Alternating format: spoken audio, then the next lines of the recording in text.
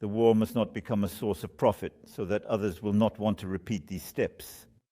So we have a main point regarding sanctions, regarding accountability for the criminal war, regarding the legal status of our territories that are now occupied by Russian occupying forces, regarding Russian activities and regarding responsibility for reconstruction.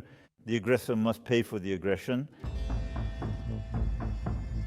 When Russia invaded Ukraine, the West opened its wallet, billions in aid, weapons, and energy support, with one condition: strict oversight to stop corruption.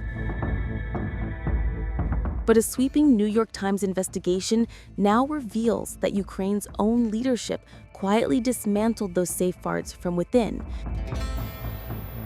Supervisory boards designed to monitor spending at key state companies like nuclear power giant Energoatom, electricity operator Ukrenergo, and the Defense Procurement Agency were stacked with loyalists, stalled, or left intentionally powerless. Investigators say as much as $100 million was siphoned from Energoatom alone, money meant to keep Ukraine's nuclear sector running during war. At Ukrenergo, political pressure escalated behind closed doors.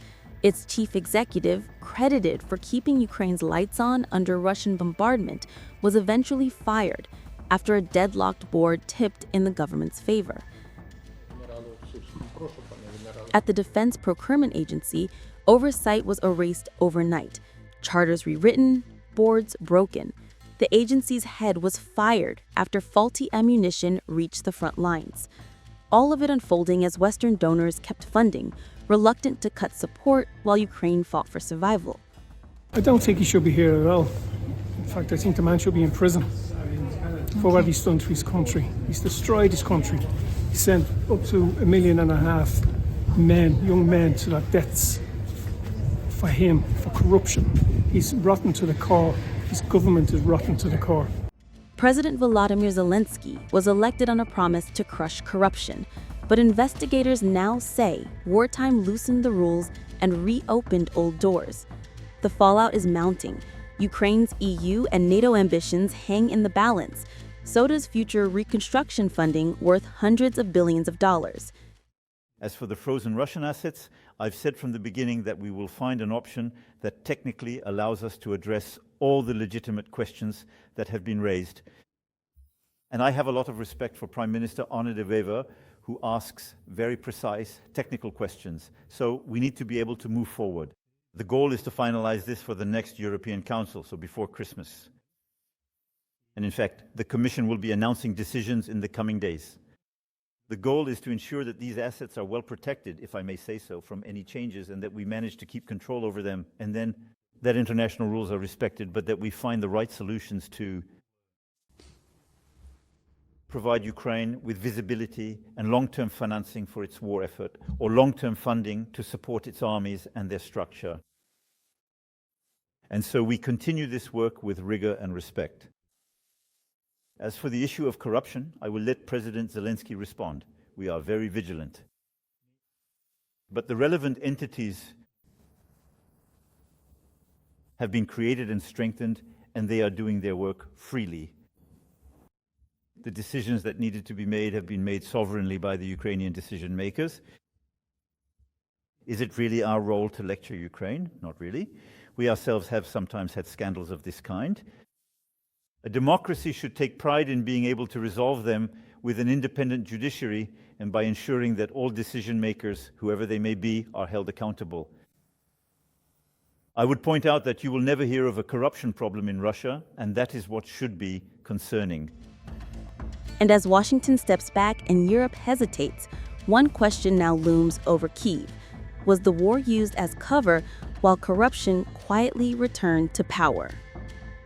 Yeah, so I just want to say one thing on that.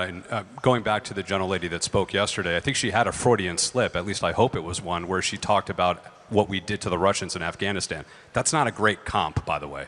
Okay, that's a horrible comp. What we were doing, we're funding a mujahideen that create radicalization in that country, and we know what we reaped after that. I'm a business person, I look at this. We've spent almost $300 billion over there, and now we find out that Zelensky's #2 is under investigation for corruption. Where's the audit of where any of that money went? We should be asking those questions. We have over 300,000 people dead. It doesn't make sense as the United States to have enemies in both Russia, China, and then also add Iran in there. So from a strategic standpoint, again, speaking as a private citizen, my sense is you should act as a reverse Kissinger, neutralize the Russians, and then focus on the real threat that nobody seems to want to talk about except his dad, who started the conversation, that China is the one that you need to focus on. I mean, obviously, Ukraine has a massive corruption issue, and as you say, it was a far more corrupt country than Russia, as delegated by the United States government prior to this war. But then, because of the war, and because he's one of the great marketers of all time, Zelensky became a borderline deity, especially to the left, where he could do no wrong. He was beyond reproach. Years of corruption, years of graft and theft on a world stage that everyone in this room knew was happening, was totally absolved. And it's ridiculous. We're not dealing in reality. But is your hunch that President Trump is going to walk away? I think he may. What's good about my father and what's unique about my father is you don't know what he's going to do. The fact that he's not predictable, he's not following the playbook of every clown who's, again, been a bureaucrat for decades, you don't know. And so that forces everyone to actually deal in an intellectually honest capacity, which has not happened in far too long.